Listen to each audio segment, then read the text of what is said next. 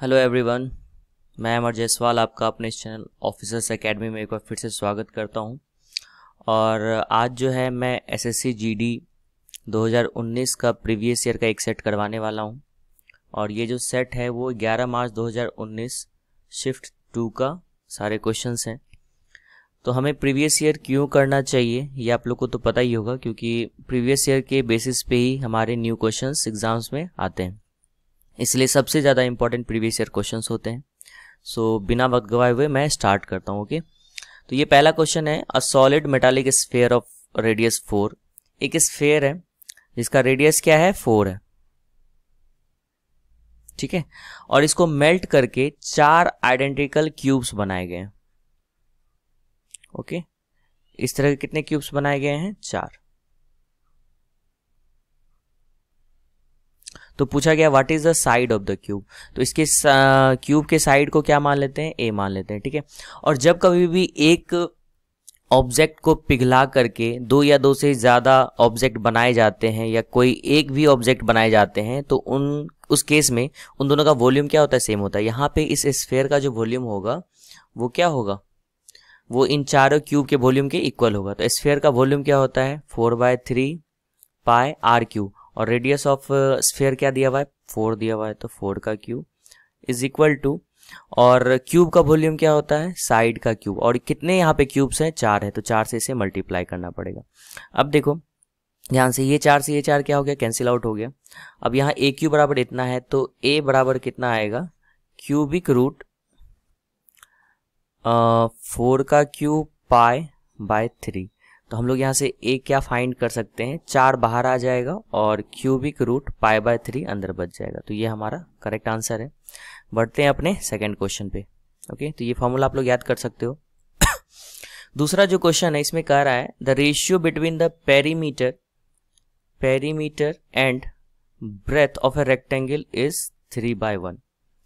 Rectangle के perimeter और breadth का जो रेशियो है 3:1 है। और एरिया ऑफ रेक्टेंगल क्या दिया हुआ है, 310 स्क्वायर सेंटीमीटर। तो पूछा गया the length of the rectangle is nearly. तो लेंथ ऑफ रेक्टेंगल हमें फाइंड करना है, length is equal to what. तो सबसे पहले पेरीमीटर क्या होता है हमारा, 2 × L+B। ये हमें रेक्टेंगल का पेरीमीटर पता है, 2 × L+B होता है, ये भी हमें पहले से मालूम है, बराबर 3/1। अब हम लोग क्या करते हैं, दोनों साइड 2 से डिवाइड दे देते हैं। 2 से डिवाइड देने पे क्या होगा, यहाँ भी 2 आ जाएगा और यहाँ भी 2 आ जाएगा। तो देखो ये से 2 क्या हो गया, कैंसिल आउट हो गया। अब यहाँ पे अगर मैं इस 3 को क्या लिख सकता हूँ, 2 + 1 लिख सकता हूँ, बिल्कुल लिख सकता हूँ।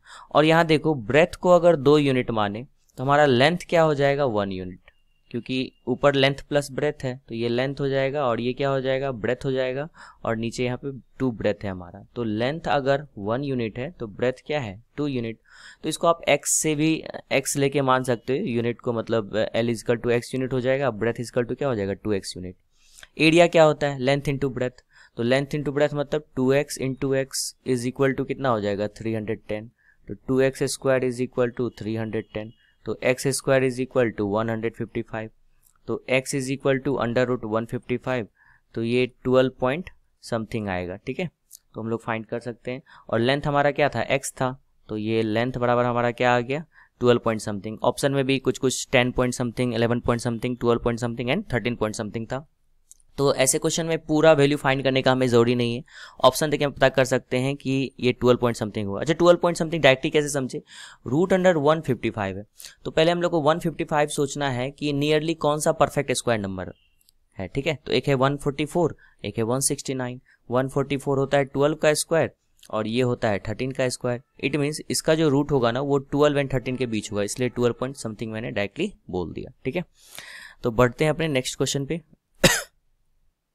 इस क्वेश्चन में कहा गया the volume of a solid sphere is इतना, what is the surface area of the sphere. तो वॉल्यूम ऑफ सॉलिड स्फीयर क्या होता है, 4/3 pi r cube is equal to 4851। और सरफेस एरिया क्या होता है, 4 पाई r², ठीक है। तो सॉल्व तो करना पड़ेगा, r फाइंड करना पड़ेगा। तो आर क्यूब बराबर क्या हो गया, 4851 × 3/4 इंटू पाई का वैल्यू 22/7 होता है, 22 नीचे 7 ऊपर चले जाएगा, राइट। अब देखो ये 11 से तो कट ही रहा है, तो 11 से पहले काटते हैं, 11 × 2 = 22 एंड 11 4 जब 44, उसके बाद 4 इसमें चल जाए, 11 4 जब 44, 4 इसमें चले गया, फिर 11 4 जब 44, फिर 11 1 जब 11, तो 441 आ गया। तो आर क्यू बराबर देखो क्या आ गया, 441 को हम लोग क्या लिख सकते हैं, 21 इंटू 21, राइट। और ये 7 3 जब 21, तो ये हो गया 321 आ गया नीचे। और यहाँ 4 को लिख सकते हैं 2 इंटू 2, और एक 2 यहाँ आ गया। इट मीन्स ये आ गया 21/2 का होल क्यूब। तो आर बराबर हमारा कितना आ गया, 21/2 आ गया। अब हमें सरफेस एरिया निकालना है, तो 4 पाई आर स्क्वायर मतलब 21/2 इंटू 21/2, राइट। तो 2 2 जा 4 कैंसिल आउट हो गया, 7 3 जा 21, तो ये हो जाएगा हमारा 21 इंटू 66, मल्टीप्लाई कर सकते हैं, 61 इंटू 1 तो 6 आ गया, और बचा 6, और 66 2 जा 132, 132 और प्लस 6 138, 1386 हमारा क्या आ जाएगा आंसर। ये सेंटीमीटर सॉरी मीटर स्क्वायर होगा, ठीक है, क्योंकि यहाँ पे मीटर क्यू में दिया हुआ था, तो सरफेस एरिया भी मीटर स्क्वायर में आएगा। बढ़ते हैं अपने नेक्स्ट क्वेश्चन पे। नेक्स्ट क्वेश्चन हमारा सिंप्लीफिकेशन से है, तो बोर्ड मास रूल अप्लाई करेंगे। तो ब्रैकेट के अंदर है, सबसे पहले ब्रैकेट का यूज हम लोग कर लेते हैं। ब्रैकेट के अंदर भी ये दोनों मल्टीप्लीकेशन में, तो 7 के 42 माइनस 10 हो जाएगा, मतलब ये 32 हो गया। डायरेक्ट लिख देते हैं हम लोग, 32 डिवाइडेड बाय 4 प्लस, यहाँ देखो 6 डिवाइडेड बाय 3, तो डिवाइड का काम हम लोग कर सकते हैं, 2 आ गया माइनस 4 प्लस 18 डिवाइडेड बाय 3, मतलब ये 6 हो गया, ठीक है। इसको डिवाइड करने से ये क्या आ जाएगा हमारा 8 आ जाएगा, ठीक है। तो ये हो गया 8 6 14, 14 प्लस 2 16, 16 में से 4 गया 12 आंसर आ जाएगा इसका, ठीक है। नेक्स्ट क्वेश्चन पे चलते हैं हम लोग। What is the reciprocal of 4:5:8? इसका दो तरीका है। पहला तरीका देखते हैं हम लोग। पहला तरीका हम लोग इसको 1/4 लिखें, 1/5 लिखे, 1/8 लिखे, ये रेसिप्रोकल आ गया। अब इस रेसिप्रोकल को हम लोग को सिंप्लीफाई वे में लिखना है, सिंप्लीफाइड वे में लिखना है, मतलब डिनोमिनेटर में 1 हमें लाना है। तो क्या करेंगे हम लोग, 4 5 8 का एलसीएम ले लेंगे। 4 5 8 का एलसीएम होता है 40, ठीक है। 40 से मल्टीप्लाई करेंगे, आ जाएगा 10, इससे 1/4 इंटू 40 क्या हो गया 10, फिर 1/5 इंटू 40 क्या हो जाएगा 8, एंड 1/8 इंटू 40 क्या हो जाएगा 5। दूसरा तरीका, जैसे ही रेसिप्रोकल इसका बोले फाइंड करने, तो इसका रेसिप्रोकल निकालना है हमें। तो रेसिप्रोकल निकालने के लिए हम क्या करेंगे, पहले पोजीशन पे जो है ना लिखना हो तो इन दोनों को मल्टीप्लाई करके लिख देंगे, तो 8 5 जब 40। दूसरे पोजीशन पे लिखना है, मतलब मिडिल टर्म जो लिखना है वो क्या हो जाएगा 8 and 4 का मल्टीप्लिकेशन, दैट इज 32। एंड तीसरे पोजीशन पे अगर लिखना हो तो फर्स्ट एंड सेकंड पोजीशन वाले को मल्टीप्लाई कर देंगे, 5 4 जब 20।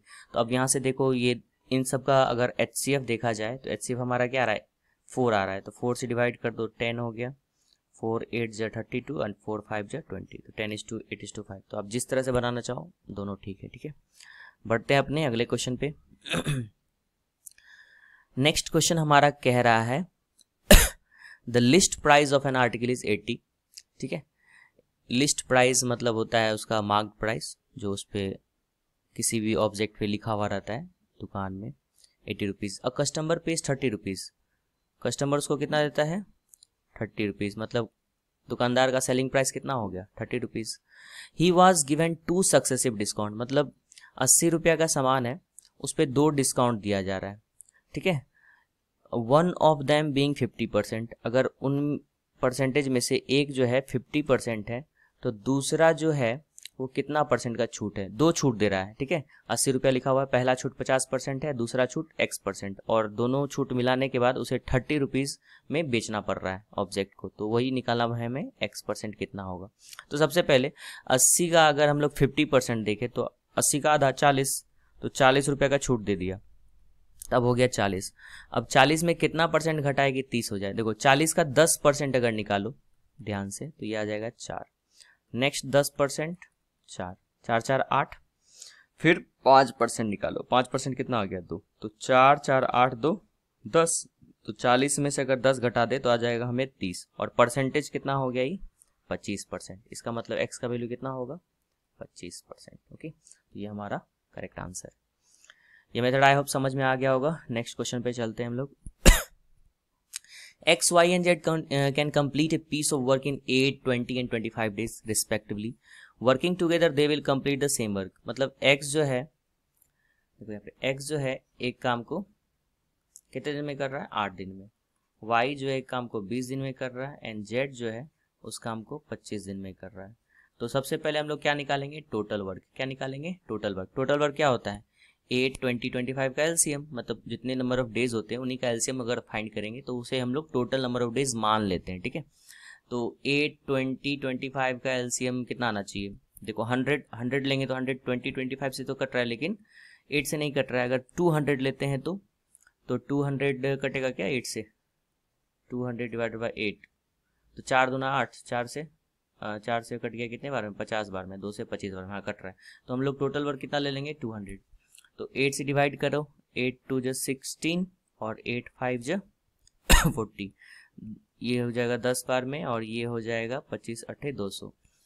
अब तीनों मिलके कर रहा है तो कंबाइंड इफिशियंसी अगर निकाला जाए तो कितना आ जाएगा? 25 8 33 10 43, मतलब टोटल वर्क हो गया 200 और कंबाइंड इफिशियंसी 43। तो इतना डेज लगेगा टोटल काम करने में। ये हमारा टोटल वर्क था और ये क्या था? Combined efficiency.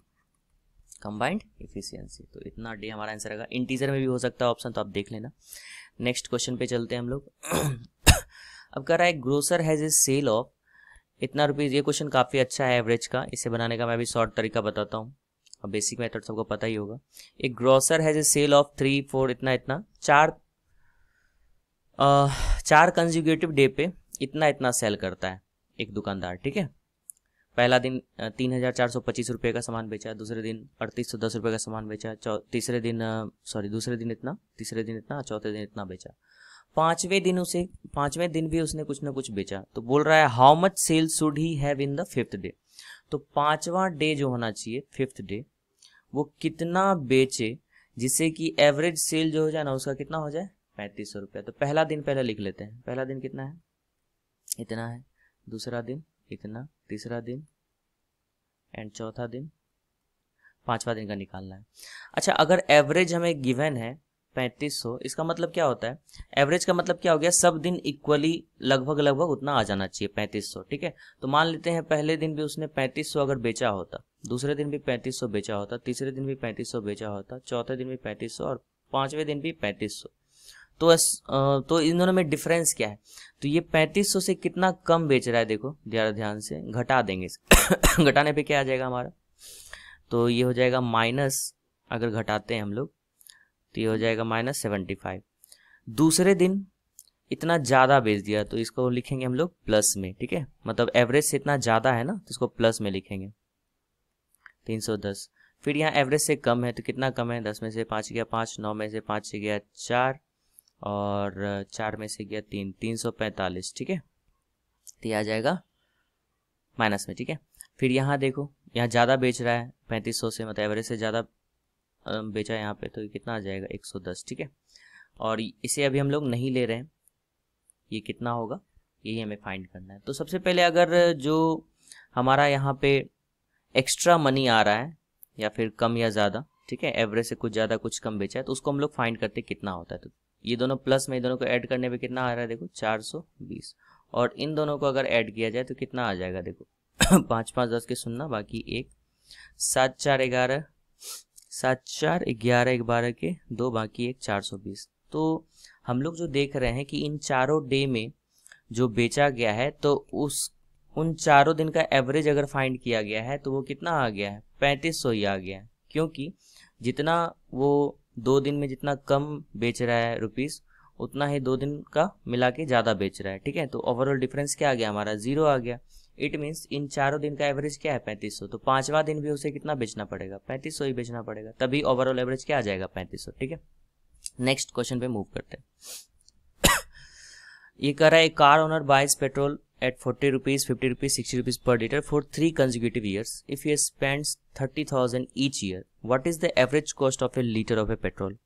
इस क्वेश्चन को अच्छे से समझना है। ये क्वेश्चन लगता तो काफ़ी हार्ड है लेकिन इजी होता है, ठीक है। 3 साल तक उसने 30 हज़ार का पेट्रोल यूज़ किया। मतलब मान लो कि आप एक गाड़ी चलाते हो और आप सोच लिए हो कि मुझे हर साल जो है ना, मुझे हर साल 30,000 का ही पेट्रोल खर्च करना, उससे ज़्यादा मैं खर्च नहीं करूँगा। लेकिन पहले साल जो था वो 40 रुपीज़ पर लीटर था दाम, दूसरे साल 50 रुपीज़ पर लीटर का दाम था और तीसरे साल 60 रुपीज़ पर लीटर का दाम था, ठीक है। तो पूछा जा रहा है कि एवरेज कॉस्ट क्या होगा। हर साल तो कॉस्ट बढ़ रहा है, पहला साल था 40 रुपये पर लीटर, दूसरे साल 50, तीसरे साल 60। तो एवरेज निकालने के लिए क्या करते हैं हम लोग, टोटल उसका खर्च हो गया, टोटल एक्सपेंडिचर, अब बटे क्या निकालना है, टोटल ये प्राइस पर लीटर, राइट, मतलब कितना का वो खर्च किया, मतलब हम लोग को क्या निकालना है, देखिए एवरेज कॉस्ट पर लीटर है ना कॉस्ट पर लीटर, ठीक है। तो पहले साल उसने कितना लीटर खर्च किया वो निकाल लेंगे, दूसरे साल उसने कितना लीटर खर्च किया वो, तीसरे साल उसने कितना खर्च किया वो। तो अगर यहाँ देखा जाए तो टोटल एक्सपेंडिचर कितना हो जाएगा, 3 गुना 30,000, क्योंकि 3 साल तक खर्च कर रहा है। और पहले साल कितना लीटर खर्च किया, तो 30,000 का वो पेट्रोल खरीदता है और 40 रुपये पर लीटर के हिसाब से खरीदता है। तो इसको हम लोग लिख सकते हैं ना 30,000 बटे 40, उसी तरह ये 30,000 बटे 50 प्लस 30,000 बटे 60। अब इसको सॉल्व करने का बहुत आसान तरीका है। तो ये 30,000 अगर यहाँ से कॉमन लेते हैं तो ये तीनों कॉमन आ जाएगा बाहर और इससे कैंसिल आउट हो जाएगा, ठीक है। तो अब ये बच गया क्या, ऊपर 3 बच गया है ना। और देखो यहाँ 40, 50, 60 का एलसीएम कितना हो जाएगा, 600 हो जाएगा, कितना हो जाएगा 600। और यहाँ हो जाएगा 40 गुना 15, 50 से 12 और 60 से 10। तो ये हो गया 3 गुना 600 बटे 37 10 47। अब इसको सॉल्व कर लेना, इतना रुपीस पर लीटर ये हमारा क्या आएगा, आंसर आएगा। ये लगभग 48-49 के बीच में आएगा, ठीक है। मैंने अभी ऑप्शन देखा था इसलिए तो मुझे पता है। नेक्स्ट क्वेश्चन में मूव करते हैं। अब इस क्वेश्चन में क्या कर रहा है, P works twice as fast as Q। P जो है ना वो दुगुने तेजी से काम कर सकता है Q से। इसका मतलब क्या है, इफिशियंसी। अगर Q का स्पीड 1 है तो P का स्पीड क्या होगा, 2। Q अगर 1 ईटा जोड़ता है 1 घंटा में तो P 2 ईटा कहीं पे भी जोड़ सकता है 1 घंटे में। इट मीन्स इफिशियंसी का रेशियो क्या हो गया P और Q का, 2:1, राइट। अब कह रहा है Q can complete A task in 36 days. Q जो है 36 डेज में काम कर सकता है। तो टोटल वर्क क्या हो गया, टोटल वर्क हो जाएगा Q का इफिशियंसी 1 इंटू Q को लगा गया समय, मतलब 36। टोटल वर्क हो गया हमारा 36। अब बोल रहा है the number of days in which P and Q complete can together complete the task. पूछ रहा है कितना दिन लगेगा PQ अगर दोनों मिलके काम करे। तो PQ अगर मिलके काम करेगा तो total work upon total efficiency, total efficiency कितना हो गया, 2 + 1 3, मतलब ये 12 डेज लगेगा। क्या लगेगा, 12 डेज। नेक्स्ट क्वेश्चन पे मूव करते हैं। A train passes a platform in 42 second. एक ट्रेन जो है एक प्लेटफॉर्म को पास कर लेता है कितने सेकेंड में, 42 सेकेंड में। और यही ट्रेन जो है एक आदमी को पास कर लेता है कितने देर में, 25 सेकेंड में, ओके। स्पीड ऑफ ट्रेन क्या दिया हुआ है, 72 किलोमीटर पर आवर, ठीक है। पूछ रहा है what is the length of the platform. सबसे पहले देखो यहाँ पे जो हमें टाइम दिया है ये सेकंड में है, ये सेकंड में है, बट ट्रेन का स्पीड जो है ना वो किलोमीटर पर आवर में। तो सबसे पहले ट्रेन का स्पीड को हम लोग मीटर पर सेकंड में चेंज कर लेंगे, तो 5/18 से मल्टीप्लाई कर लेंगे। तो 18 चौके 72, 5 चौके 20 मीटर पर सेकंड ट्रेन का स्पीड है, ठीक है। अब दूसरी बात करते हैं, अगर कोई ट्रेन किसी खड़े हुए इंसान, मतलब स्टैंड ऑब्जेक्ट को, कांस्टेंट ऑब्जेक्ट को, मतलब जो स्थिर है, रेस्ट में ऑब्जेक्ट है, उसे अगर पास करता है, ठीक है, तो उस कंडीशन में जैसे कोई पोल को या कोई आदमी को, तो उस कंडीशन में ट्रेन के द्वारा जो कवर किया गया डिस्टेंस जो होता है वो ट्रेन का खुद लेंथ होता है। वो क्या होता है, ट्रेन का खुद लेंथ होता है। तो लेंथ ऑफ ट्रेन हम लोग मान लेते हैं L, और स्पीड ऑफ ट्रेन है 20, और टाइम कितना लगा 25 सेकेंड। तो लेंथ ऑफ ट्रेन हमारा क्या आ गया, 500 मीटर। क्या आ गया, 500 मीटर। बट अगर कोई ट्रेन किसी प्लेटफॉर्म को पार करता है तो उस कंडीशन में ट्रेन के द्वारा कवर किया गया डिस्टेंस क्या होता है, इस प्लेटफॉर्म का भी लेंथ प्लस इस ट्रेन का भी लेंथ, ठीक है। तो टोटल डिस्टेंस अगर इस कंडीशन में देखें तो length of train plus length of platform, और ये टोटल डिस्टेंस बराबर क्या हो गया, speed into time. Speed of train है 20 और टाइम कितना लगा था प्लेटफॉर्म को कवर करने में, 42। तो 42 दूना 84, मतलब 840, और लेंथ ऑफ प्लेटफॉर्म जो निकल जाएगा वो कितना हो जाएगा, 840 माइनस 500, डेट इज 043, 340 मीटर हमारा लेंथ ऑफ प्लेटफॉर्म आ जाएगा, ठीक है। नेक्स्ट क्वेश्चन पे मूव करते हैं हम लोग। What is the greatest 3 digit number divisible by 4, 5 and 6। तो ऐसे कंडीशन में पहले 4, 5, 6 का हम लोग एलसीएम लेंगे। तो 2 दूना 4, 2 तिया 6, तो 3 दूना 6, 5 30 दूना 60। 60 से डिवाइड दे देंगे किसे, 3 डिजिट का लार्जेस्ट नंबर क्या होता है 999। 61 जो 60, तो 9 हो गया, 3 आ गया, ये फिर 9 उतर जाएगा। 6 पंचे 30, 6 आगे 36, 6 आगे 36, मतलब 360, मतलब ये हो गया 9, 3 गया 39। तो सबसे ग्रेटेस्ट नंबर क्या होगा, 999 में से 39 को सब्ट्रैक्ट कर दो, वही जो नंबर आएगा वो 60 उसे डिवाइड कर सकता है। इट मीन्स 069 960 वो सबसे ग्रेटेस्ट 3 डिजिट नंबर है जो 4, 5, 6 तीनों से क्या होता है, डिविजिबल होता है। ठीक है, नेक्स्ट क्वेश्चन पे मूव करते हैं हम लोग। ये क्वेश्चन कर रहा है a is equal to 20% of c, मतलब a इज इक्वल टू 20% होता है 1/5, मतलब c/5। ठीक है, दूसरा है b is equal to 40% of c, मतलब 2/5 of c। Then which of the following is correct, मतलब 150% ऑफ b, 150% क्या होता है 3/2 ऑफ b, ये किसके बराबर होगा। तो सबसे पहले हम लोग ABC में रेशियो फाइंड करना होगा क्या होता है। ठीक है, तो इन दोनों में कॉमन क्या है, C कॉमन है, राइट। तो हम लोग इसको ऐसे लिख लेंगे A:C:B। ठीक है, तो यहाँ से देखो तो A/C कितना आ जाएगा हमारा 1/5, तो इसको हम लिख सकते हैं 1/5। और यहाँ से देखो C/B कितना आ जाएगा, अगर B को हम लोग इधर भेजते हैं तो C/B आ जाएगा हमारा 5/2, मतलब यहाँ लिखेंगे हम लोग 5/2। तो C अगर यहाँ पे कॉमन है तो A आ गया 1, C आ गया 5 एंड B आ गया 2, ऐसे रखते हैं। अब 3/2 ऑफ B है ना, सॉरी 2 रखो। तो यहाँ पे 3/2 ऑफ B मतलब हो गया 3/2 ऑफ B की जगह पे अगर 2 रखे तो ये कैंसिल हो गया, कितना आ गया 3। अब इसमें से चेक कर लेते हैं ऑप्शन में किसका वैल्यू 3 के इक्वल है। अगर पहले ऑप्शन में देखें 50% ऑफ C, मतलब C/2, C कितना है 5 है, तो 5/2 आ गया, तो ये हमारा ऑप्शन नहीं होगा। दूसरे में जाओ 250% ऑफ A, मतलब 250% कितना हो जाएगा भाई 2.5 है ना, 2.5 ऑफ A कितना है 1, तो इसको मल्टीप्लाई करेंगे 2.5, तो ये भी ऑप्शन नहीं होगा हमारा। 65% ऑफ C, तो ये तो नहीं होगा, इसे चेक कर लेते हैं पहले। 300% मतलब 3 ऑफ A 1 हो गया 3, और यहाँ भी हमें क्या लाना था 3 लाना था, हमारा फोर्थ ऑप्शन क्या होगा, करेक्ट होगा। बढ़ते हैं अपने नेक्स्ट क्वेश्चन पे। 2 numbers A and B are respectively 80% and 50% more than the third number C।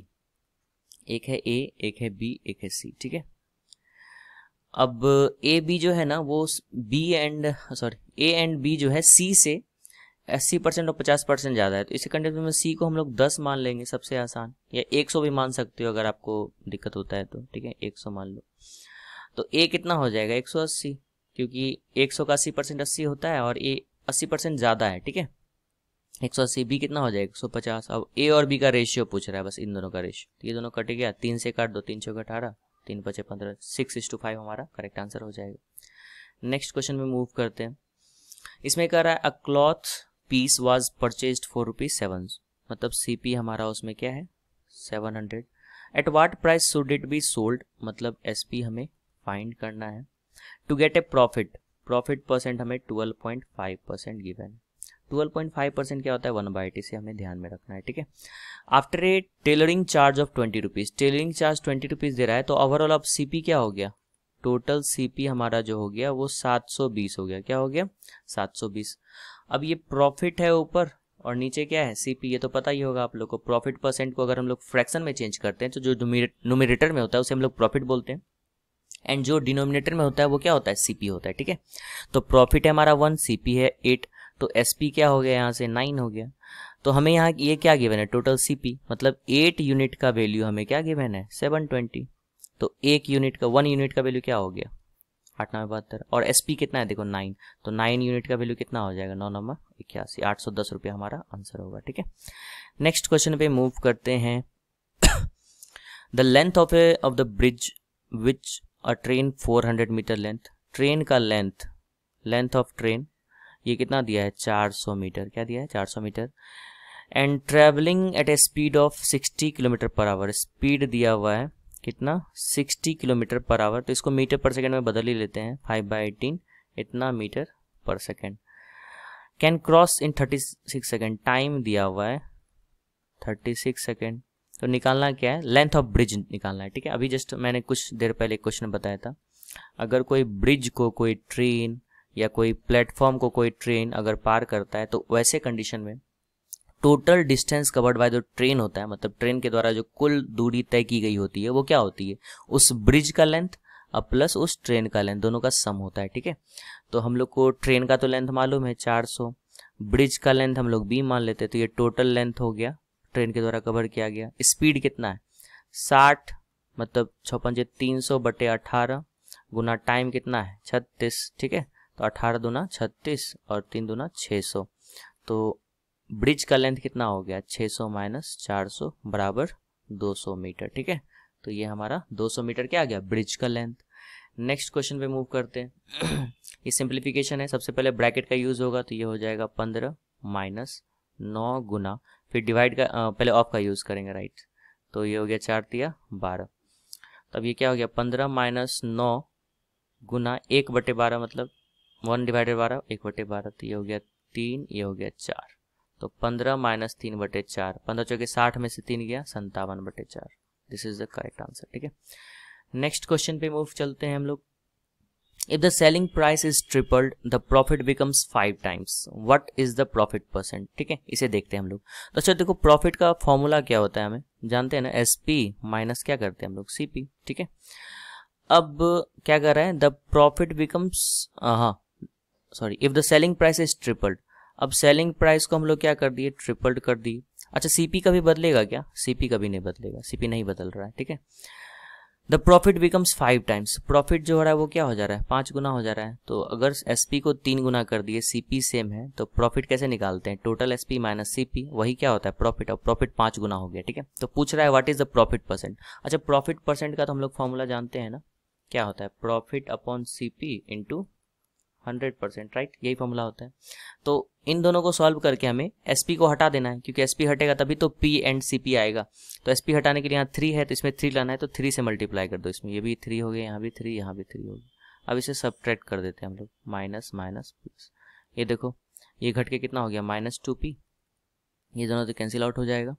और ये घट के कितना हो गया -2CP, -2 से -2P पूरा कट ही गया, तो ये हो गया P बराबर CP। तो CP को CP इंटू 1 लिख लेते हैं, CP को इधर भेज देते हैं, P upon CP is equal to क्या आ गया 1। अब प्रॉफिट % निकालना है तो 100% से मल्टीप्लाई करना पड़ेगा, राइट। 100% से मल्टीप्लाई कर दिया तो इधर भी 100% आ गया, मतलब कि प्रॉफिट % जो आएगा वो क्या हो जाएगा 100%। तो यही हमारा करेक्ट आंसर है। नेक्स्ट क्वेश्चन पे मूव करते हैं। करा है sum fetched a total simple interest of 1350 रुपया। सिंपल इंटरेस्ट हमारा क्या गिवन है 1350 रुपया। रेट क्या गिवन है 9% एंड टाइम गिवन है हमारा 5 इयर्स। तो पूछ रहा है सम क्या होगा, या तो आप फॉर्मूला लगा लो ऐसा ही बराबर, या उसका सिंपल तरीका है 1 साल का रेट क्या है 9%, तो 5 साल का रेट क्या हो जाएगा 45%, राइट। तो 45% का वैल्यू जो है वो 1350 है, तो 1% का वैल्यू हो जाएगा 45 से 135 होता है तो ये 30 हो जाएगा, तो 100% का वैल्यू कितना हो जाएगा 3000। या तो ऐसे बनाओ या तो फॉर्मूला लगाओ, SI बराबर P into R into T by 100। 9 × 5 = 45, 45 दिया, मतलब 30 बार में 100 से मल्टीप्लाई कर दो तो ये आ जाएगा 3000 रुपये, ठीक है। नेक्स्ट क्वेश्चन में मूव करते हैं हम लोग। What is the value of x if the mean of इतना इतना इतना इज 22। सेम वही वाला क्वेश्चन है, इससे पहले जो बताया था मैंने।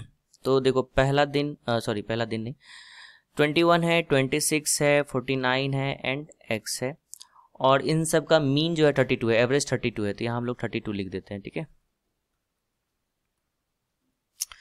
अब देखो तो ये 32 से कितना कम है, तो ये माइनस हो जाएगा, एक -11। ये 32 से कितना कम है -6, और ये 32 से कितना ज़्यादा है 17।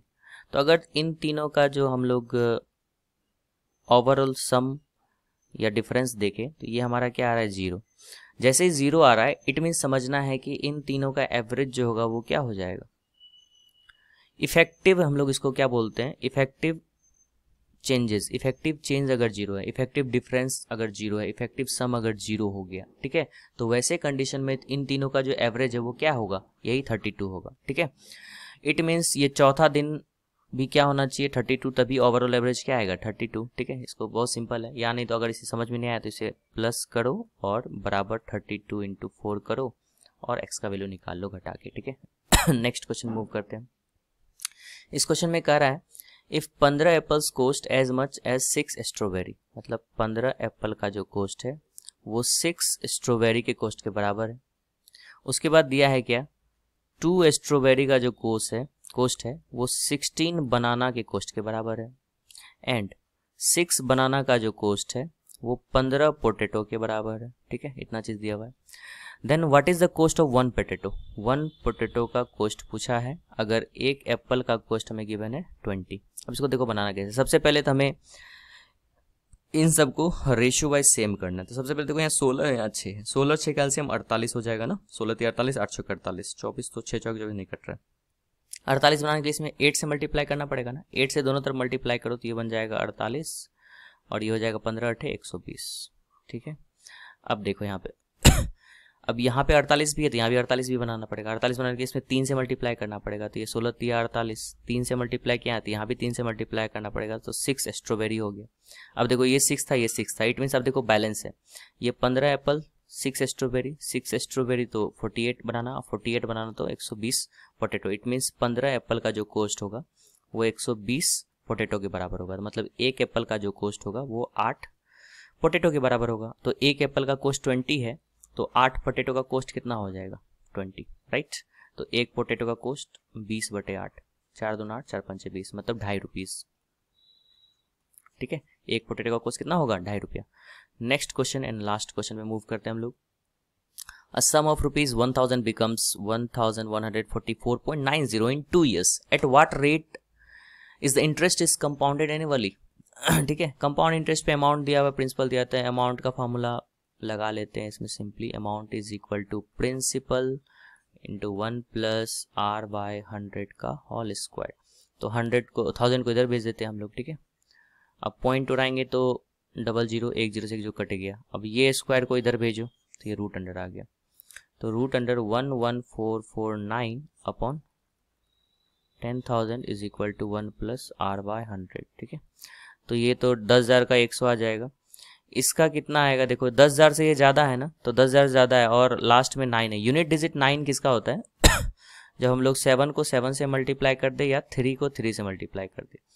तो 103 को 103 से गुना करेंगे, 103 दिया 309 का 9 हो जाएगा, बाकी 30 बचा तो उसका 0 आ जाएगा, बाकी 3 बचा, 101 103 एकम 103 गुना प्लस 3 तो 106। तो ये नहीं पूरा, इसका मतलब 107 हम लोग को लेना पड़ेगा। तो इसका जो स्क्वायर रूट आएगा 107 आएगा, या आप डायरेक्टली वैसे कर सकते हो सॉल्व जैसे इसको करते हो। 1 को इधर भेज देते हैं -1 बराबर r बाय 100, घटाओ इसको 7 by 100 is equal to r by 100, तो 100 से 100 कैंसिल, तो r इज इक्वल टू कितना आ गया 7%, r इज इक्वल टू कितना आ गया 7%।